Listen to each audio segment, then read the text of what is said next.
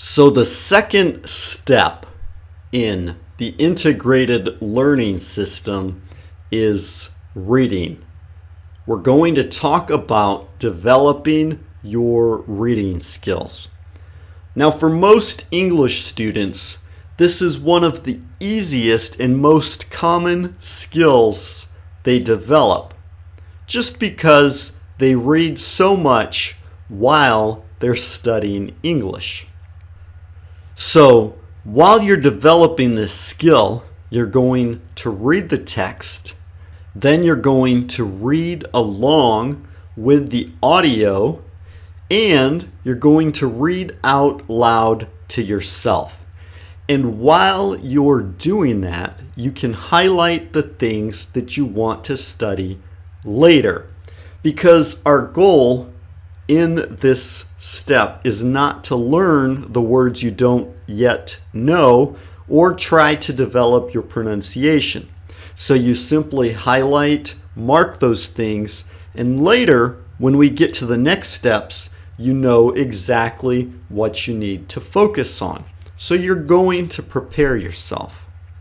So the first thing that you can do is read your text. And you can use simple techniques like skimming and scanning. If you've studied English for some time, especially if you've studied English for specific purposes, then you're probably already familiar with these techniques. So initially, you don't have to try to understand everything at first. Just read through it quickly and try to get the main idea. But don't read so fast that you forget or you don't understand.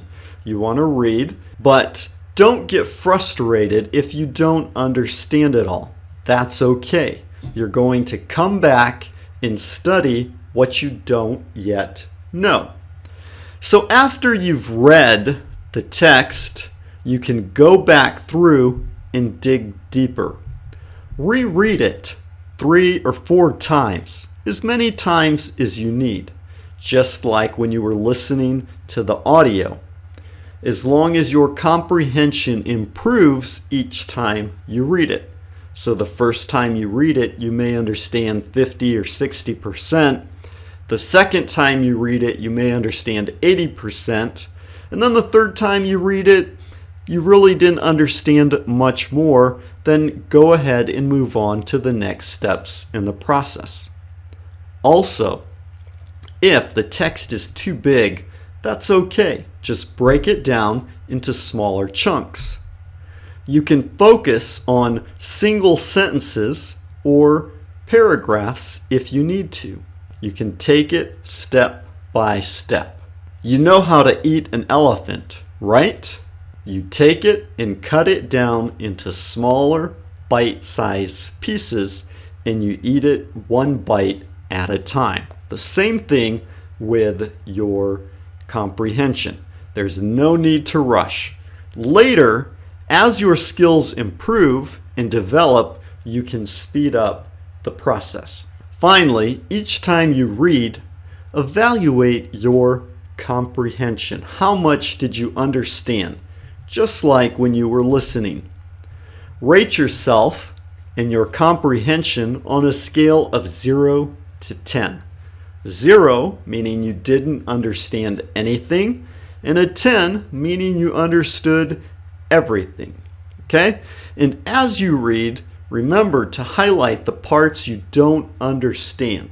So if there's a sentence or a paragraph that you don't understand, that's okay. Just highlight it in yellow or make it bold so when you go back through, you can focus on those sections that give you trouble. You don't have to keep rereading things that you already understand. You can focus on the parts that you want to learn. Okay, so you've read the text. Now you're going to go back and reread it again while you listen to your audio. This will aid you and help you develop and improve your pronunciation and word recognition. It's going to do 2 things. First, you're going to see how the words that you hear are spelled and written. So as you see the words that you heard written down, it will help you understand what you were hearing in the previous steps. And if you're a visual person, it will also help you recall those words easier. It'll help you increase your vocabulary, not only with the new words that you're learning as you see how they're used in the context and that later you're going to study, but also each time you read, you're going to reinforce old words that you've seen before, but you were starting to forget or maybe already have forgotten. But you'll see them, review them, and refresh them in your memory. The second thing that this will do is, as you read, you're going to hear how those words are pronounced so that later you can say them correctly. This is great because often students recognize words they see, but they don't know how to pronounce them. So while you're reading, pay attention to how the words are spoken. And don't focus just on the pronunciation. Make sure to pay attention to the stresses in the words as well. This is because in your mother tongue, you may emphasize and stress words differently than the way words are stressed in the English language. In Portuguese, for example, we tend to stress the next to the last syllable in every word unless there's an accent mark. In English, however, we don't do that. We stress different parts of the words, and sometimes there's even a stronger stress and a lighter stress. So make sure to pay attention to the flow of the sentences and phrases and the sounds of the words that you're hearing, so that later, when you focus on your pronunciation, you'll remember how to say those words correctly. Now, let me just say here that although we separated the process of reading the text first and then reading while you listen to the audio isn't absolutely necessary. If you're just beginning, this can help you concentrate and focus on your comprehension first before you listen to the audio. But once you get better, or if your English is already good, then you can merge these two steps together. When I was learning French, I often just started reading while I was listening using the looping process. So I just wanted to point that out if you want to save some time. But finally, once you're done reading along with the audio and you've heard the sounds and the pronunciations, now I want you to go ahead and read the text out loud to yourself. This will help you do several things. Maybe you've heard of a method called Crazy English. It was developed by a Chinese gentleman named Li Yang who was shy and timid and had trouble speaking. So what he did was go outside with a book and he would read out loud in English as loud as he could. So this would help him practice, build his confidence so that he was able to start speaking. So you can do the same thing. As you read out loud, you don't have to scream, but reading out loud is a great way to practice and overcome your fear of speaking in English. So remember, you listen to the way the words were pronounced. Now you're going to try to read and reproduce those sounds yourself. But just relax and enjoy the process. Remember, the focus here still isn't your pronunciation. It's simply to practice and develop your reading skills. Now that's basically all you have to do for the reading. However, it's important that while you're reading, you highlight the things that you want to study later. So you can do this throughout the whole reading process. Because even though you're not yet trying to develop your vocabulary and learn new words, or practice your pronunciation yet, you can still begin to prepare for what you want to study later. The first thing that you can highlight and focus on while you're reading are any interesting words.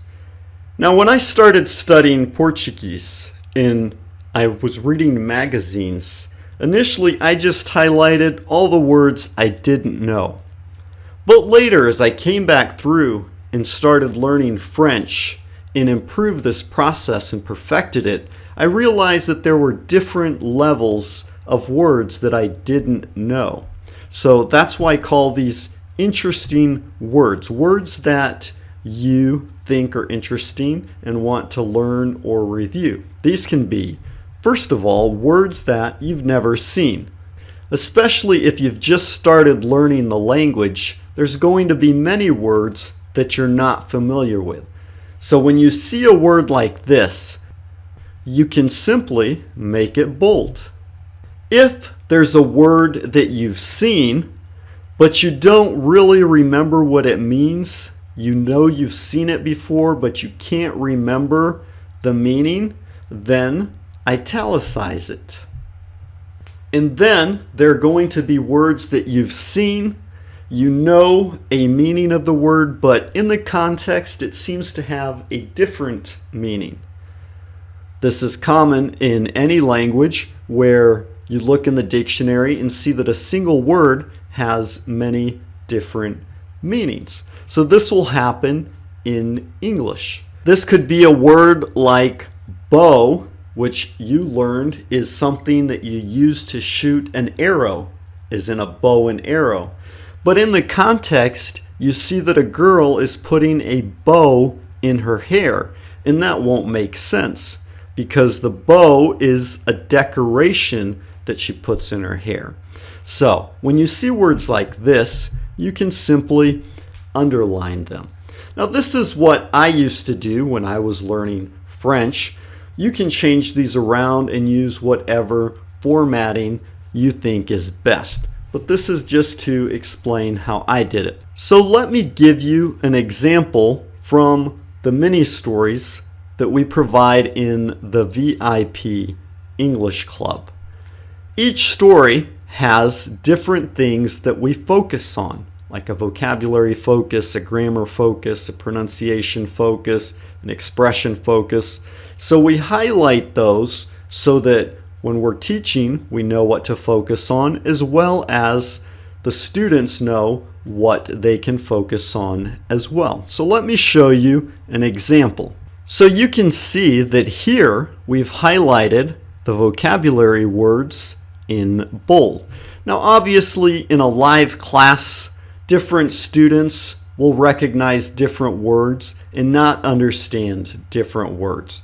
So while one student may have trouble with one word, another student will have trouble with a different word. Now you can mark up any words you don't know, but here we kind of picked out some of the words that we notice students have trouble with. Now you'll notice that the story is short, simple, and sweet. The first 4 modules are very easy. This is simply to help you get into the groove, understand them, and your goal is to retell the story in your own words by the time you've worked through each of the steps of the integrated process. Now, after the 4th module, the stories start getting longer and more complex, and we have more vocabulary words that we focus on and more complex grammar structures that you'll be mastering. But for now, this is what you'll see here. So you can see that we're focusing on the words in bold like screams and falls. Also, you'll see the structures from this unit is the simple present. Normally, when people speak, they use the simple past. And here we're using the simple present, focusing on the use of the S in the 3rd person singular. So you see Bobby goes, he walks, he talks, etc.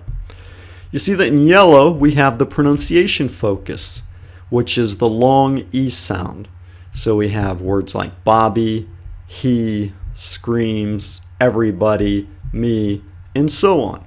And also, the expression of the lesson in red is gets ticked off, okay? So this is another way that you can highlight and mark up your text so that you know what you want to go back and study when you get to each step in the process.